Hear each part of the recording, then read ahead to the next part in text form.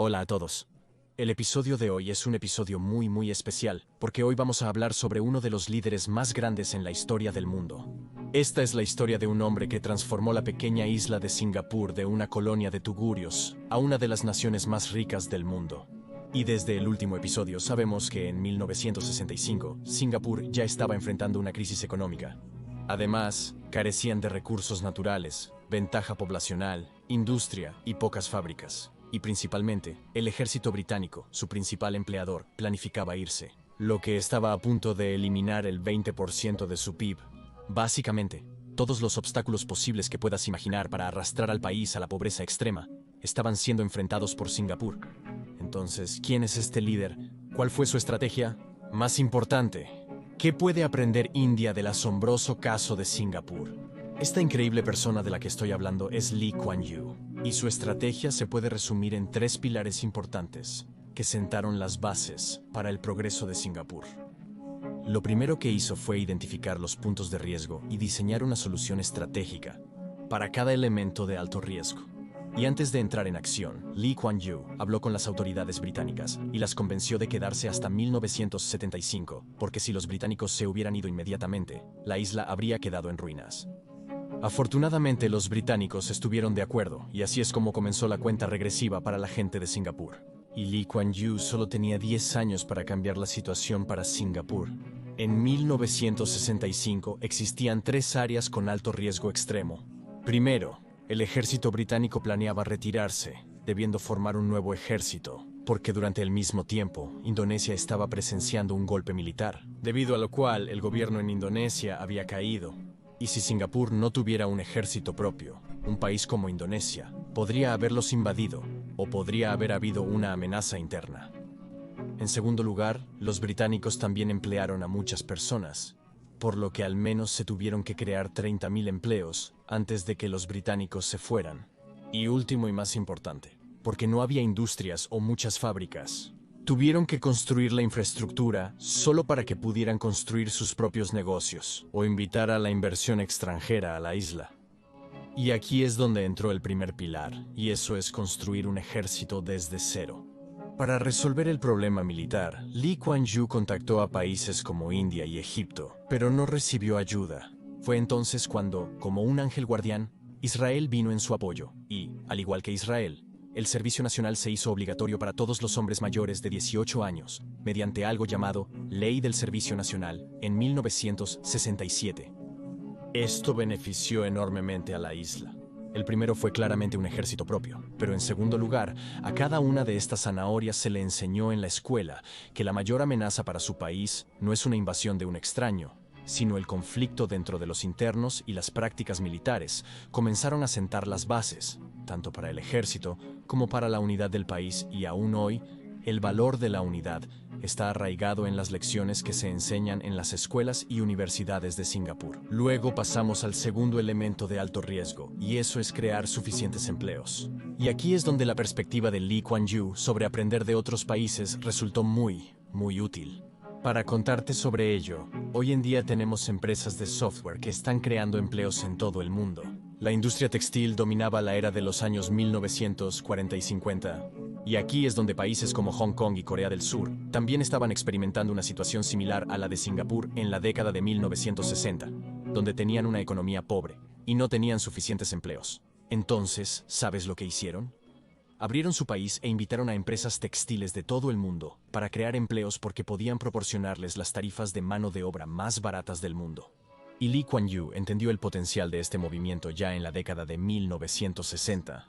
Como en los años 40 y 50 la industria textil prosperaba durante este tiempo, la industria electrónica estaba prosperando en la década de 1960. ¿Por qué? Debido a la década de 1960, al igual que Hong Kong, el gobierno de Singapur promulgó nuevas leyes que reducirían los costos laborales y ofreció increíbles incentivos a las empresas al reducir los impuestos sobre las importaciones y los aranceles de exportación. Por ejemplo, si una empresa quiere trasladarse de un país a otro para la fabricación, la única razón para su vacilación es la fuerte inversión que tienen que hacer para la tierra y la infraestructura. Entonces, para facilitarlo, el gobierno les daría la tierra con un descuento muy alto y los impuestos a la importación de máquinas y equipos se reducirían a un nivel muy bajo. Si ves, esto es muy similar al modelo de la cuchilla de afeitar, en el que la tierra y los derechos de importación son como las cuchillas que se regalan a un costo muy barato, solo para que el gobierno pueda crear un ingreso recurrente de los impuestos sobre las ganancias de la empresa y los salarios de los empleados. Solo para destacar lo increíble y futurista de esta visión, aquí un dato curioso. Mientras que Singapur se abrió al mundo mucho antes, en la década de 1960, China se abrió al mundo 10 años después de 1978, e India se abrió al mundo 2 décadas después, en 1991, cuando estábamos al borde de una crisis económica. ¿Y adivina qué? En el caso de Singapur, este movimiento futurista creó miles de empleos para la gente de la isla. Y de inmediato, justo cuando las cosas iban muy bien, llegó una noticia impactante en la que los británicos anunciaron que iban a abandonar el país 4 años antes, en 1971 mismo. Y esto significaba que 30.000 personas se quedarían sin empleo en ese mismo año. Pero adivina qué. Para 1971, Singapur había creado tantos empleos que ni una sola de esas personas se quedó sin trabajo. No quedó un solo pedazo de tierra desocupado. No quedó un solo edificio sin utilizar. Y cada recurso se convirtió en un activo económico. Así es como Singapur evadió el segundo riesgo, y eso es la pérdida de empleos, debido a la temprana partida de los británicos. Y cuando esto sucedió, el mundo supo que Singapur no es solo una isla ordinaria, sino una nación extraordinaria en formación. Y esto es lo que me lleva al tercer pilar, y eso es la inversión estratégica en infraestructura. Entre 1963 y 1975, el gobierno de Singapur solicitó 14 préstamos al Banco Mundial, 10 de los cuales se destinaron únicamente a proyectos de infraestructura. Y 2 de los proyectos más impresionantes son el puerto de Jurong y la Corporación de la Ciudad de Jurong, o la JTC. Ambos proyectos se implementaron de tal manera que Singapur pudiera aprovechar el único activo valioso que tenían, y eso es la ubicación estratégica para el comercio. Y la razón por la que digo que son impresionantes es porque Singapur invirtió 14 millones de dólares para construir el puerto de Jurong. Y hoy en día, el puerto de Jurong genera ingresos de más de 150 millones de dólares cada año. La JTC, mientras tanto, estuvo a cargo de proyectos de infraestructura principales como la limpieza del río Singapur, que en su momento fue un vertedero lleno de suciedad, pero hoy se ha convertido en uno de los lugares turísticos más hermosos y atractivos de la isla. La JTC también fue responsable de la reclamación de tierras y de muchos proyectos de construcción importantes en la isla. Y adivina qué, la misma corporación de la ciudad de Jurong, iniciada en los viejos tiempos de Singapur, hoy se ha convertido en un importante contribuyente a la economía, y solo en 2020 generó ingresos de 2.2 mil millones de dólares. Esto es lo que sucede cuando el gobierno sabe cómo hacer negocios. Procedemos con el impresionante proyecto de infraestructura de Singapur, y eso es la solución a la crisis de vivienda. Si recuerdas, Singapur fue una vez una de las mayores colonias de tugurios en el mundo, y estas colonias de tugurios trajeron de nuevo 3 amenazas potenciales al país. Número 1. Las colonias de tugurios ocupaban una gran área que podría haberse utilizado para empresas más productivas como industrias y hoteles. Número 2. Estas colonias de tugurios estaban en condiciones muy insalubres y podrían haber resultado en un brote de enfermedad en muy poco tiempo. Y lo más importante, estas colonias se formaron en grupos y llevaron a la segregación comunitaria. Por ejemplo, había un grupo en el que solo vivían tamiles, o el otro grupo donde solo vivían los chinos. Puede no parecer un gran problema desde fuera, pero ¿saben qué? La segregación comunitaria es una de las mayores amenazas para la sociedad, porque la segregación comunitaria es lo que conduce a la violencia comunitaria.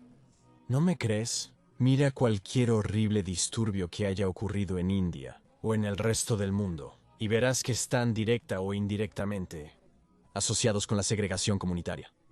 ¿Sabes bien a qué segregación me refiero en India? Esta es la razón por la cual Lee Kuan Yew hizo una prioridad no solo construir casas, sino también asegurarse de que las personas de todas las comunidades vivieran juntas sin estar segregadas. Aquí es donde la Junta de Desarrollo de Viviendas, HDB, jugó su papel, y ejecutaron esto utilizando 3 maravillosas estrategias. Primero, hacer viviendas accesibles. Hicieron obligatorio para las personas de Singapur menores de 55 años ahorrar el 20% de sus ingresos en un fondo de ahorro social. Y esto es lo que se llamó el Fondo de Previsión Central. También se solicitó a los empleadores aportar el 17% a este fondo. Este dinero solo podía usarse en elementos esenciales específicos, o en vivienda. Para quienes no podían pagarlo, se otorgaban apartamentos subsidiados o tarifas subsidiadas en el alquiler, para que cuando estas personas tuvieran suficiente dinero en su cuenta de ahorros, pudieran tomar un préstamo de bajo interés y eventualmente comprar la casa misma. 2. Para prevenir la degradación de estas sociedades a tugurios modernos. El HDB aseguró un mantenimiento de alta calidad e hizo de la higiene una prioridad, por lo que la vivienda pública de Singapur parece un municipio de élite. Y último y más importante, la belleza de su planificación urbana es que introdujeron algo llamado la política de integración étnica en 1989, por lo cual cada edificio tiene una cuota específica para cada grupo étnico, dependiendo de su proporción de población. Por ejemplo, los malayos pueden ocupar el 25% y los chinos pueden ocupar el 87% del bloque. Y debido a esta maravillosa medida, los chinos, los malayos, los tamiles y todas las demás minorías vivían en el mismo vecindario. Y lo más importante, tenían igual acceso a las instalaciones de vivienda, como parques e instalaciones gubernamentales como metro y ferrocarriles. Y esto evitó agrupaciones en gran medida y minimizó una de las mayores amenazas que ha atormentado a Singapur durante décadas, y eso es la violencia comunitaria. Y hay muy pocos grupos, debido a lo cual todas las comunidades en la isla viven pacíficamente juntas. Como resultado de lo cual, la mejor parte es que los políticos no han podido usar disputas comunitarias para crear un equilibrio de votos. Hoy en día, Singapur es un lugar tan increíble para hacer negocios que la gente presume de cómo puedes abrir una empresa en Singapur en menos de 3 horas. Y las instalaciones médicas son tan buenas que los líderes de otras naciones hacen un viaje especial a Singapur solo para poder ser admitidos en el hospital y recibir tratamiento. Son los elevados estándares que Lee Kuan Yew definió para Singapur. Y en 35 años de su gobierno, el PIB per cápita del país creció de manera asombrosa. 2.800% y pasó de solo $400 a $14.500. Y Singapur pasó de ser una colonia de tugurios a convertirse en una tierra llena de rascacielos y edificios altos. Y el mismo Singapur que una vez se hundía en la pobreza, ahora se ha convertido en un súper próspero centro financiero y de fabricación del mundo. Y lo más importante, Singapur pasó de ser una vulnerable pieza de isla a convertirse en uno de los más ricos y uno de los más poderosos naciones en el mundo. Ahora llegamos a la parte más importante del video, y eso son las lecciones de este milagroso caso de estudio. Primero, al igual que Singapur tiene servicio militar obligatorio, necesitamos un sistema en India. No porque queramos expandir el ejército, sino porque hoy en India, en nombre del nacionalismo, tenemos pseudoliberales y radicales surgiendo. Y en Twitter verás más a menudo que no a ambos de estos grupos participando en guerras de mensajes de texto, lo que resulta en nada más que debates inútiles. Pero el problema subyacente aquí es que estos disturbios cibernéticos no tardarán mucho en convertirse en disturbios físicos. Por lo tanto, a nuestra generación se le debe enseñar el valor de la unidad y el hecho de que hay una línea delgada entre el pseudoliberalismo, nacionalismo y radicalismo.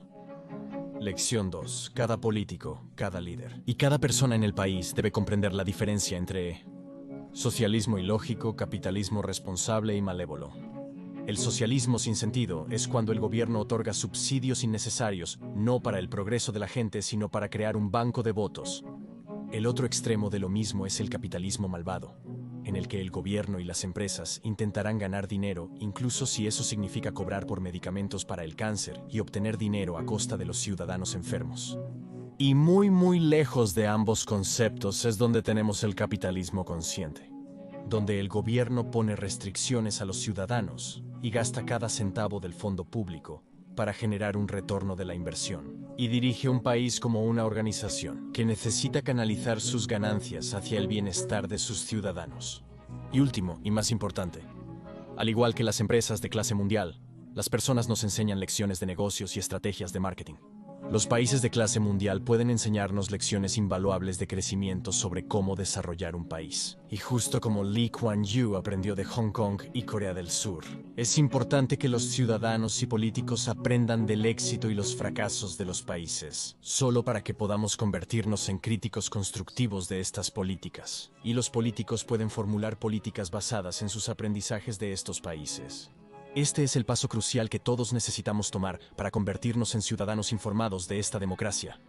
Y esta serie de geopolítica es mi contribución para convertirte en un ciudadano informado de este maravilloso país. Eso es todo por hoy, chicos. Si aprendes algo útil, presiona el botón de me gusta para satisfacer al algoritmo de YouTube. Y para más estudios de casos empresariales y políticos perspicaces, por favor suscríbete a nuestro canal. Muchas gracias por ver. Nos vemos la próxima semana.